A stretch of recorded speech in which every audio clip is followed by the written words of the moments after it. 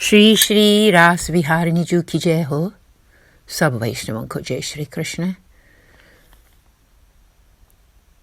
Today, Braj Kishori Seva Trust is reading the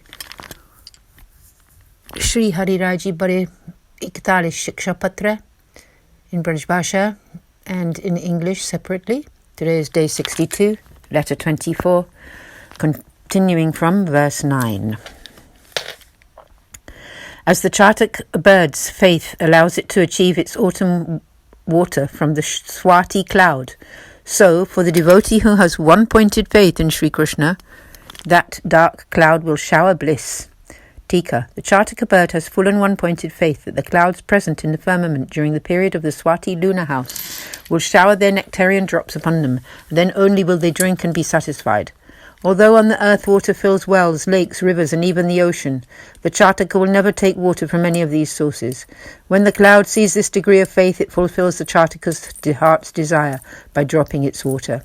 In the same way, when Vaishnava devotees take exclusive shelter in their deepest hearts in Sri Krishna and never want or expect anything from any other manifestation of godliness or any demigod at all, then certainly Sri Krishna himself becomes as a cloud and showers his bliss upon them. Verse 10, the Lord, all-powerful, is capable of accomplishing anything and everything. Through such faith and pure divine sentiment, all is perfected. Tika 10, a Vaishnava on the path of grace, who nurtures such faith and pure divine sentiment, will have everything perfected for them. Sri Hari Raji clarifies here that our Lord is all-powerful and can accomplish everything, so why would he not shower us with his grace? Verse 11, our Lord Sri Hari is personally capable of accomplishing everything and has no necessity for any particular practices. Observe the workings of this age of Kali and, as a close devotee of the Lord, realize very firmly that you need not rely on any other practice but perfect surrender to his lotus feet. Tika 11. Shri Krishna is all-powerful of his own accord, and he can do, not do, or do otherwise, and does not need his devotees to be making any particular type of practice. Never think, if I make such and such a practice, I shall get such and such a reward.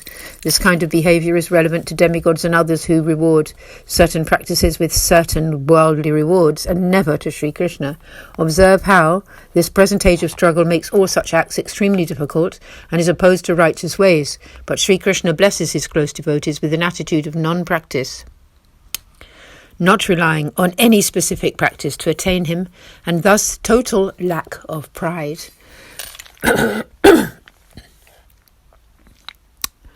In the 5 chapters of the Srimad Bhagavatam concerning the Rasa Leela, when Sri Krishna disappeared, the gopis tried in many ways to find him and bring him back. They then admitted defeat and became humble, realizing they could attain him through no other practice than to humbly surrender and sing his praises. Seeing them taking total refuge in him, the Lord reappeared. In this very same way, when a Vaishnava devotee is truly humble and renounces pride of practice, taking exclusive shelter in the Lord, then he showers his grace upon them. Verse 12.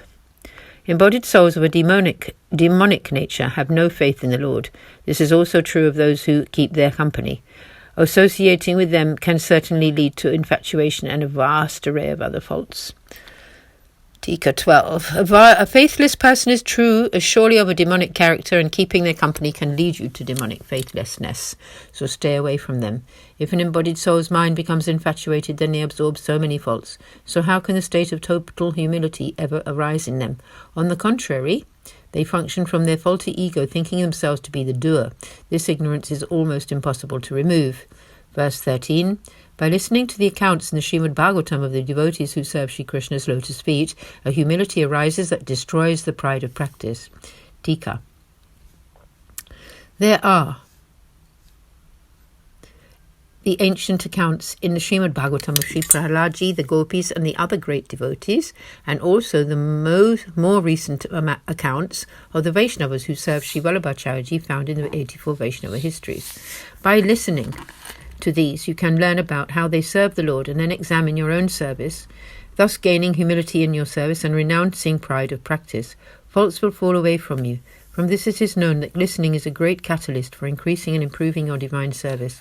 Sri Acharyaji has written in his Bhakti Vardhani how to increase devotion treatise. Engage in service or listening to the accounts of the devotees. So you should do both. Serve the Lord lovingly, listen to the Lord's stories told by his close devotees, and be humble. Thus the fault of this egotistical pride of practice, I do such and such a practice, will be easily destroyed. Verse 14.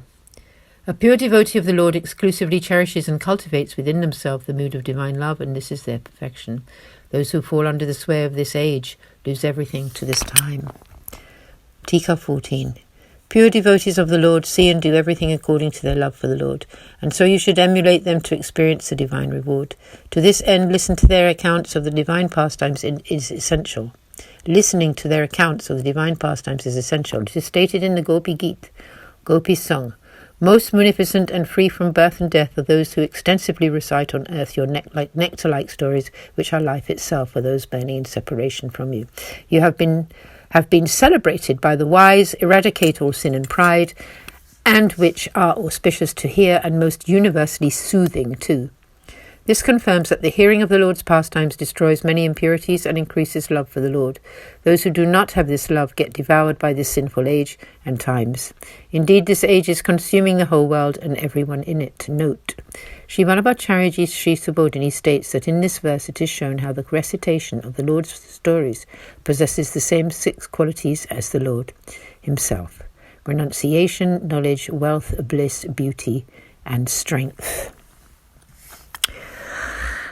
So, pausing here for today at the end of verse 14, and we will continue tomorrow in letter 24.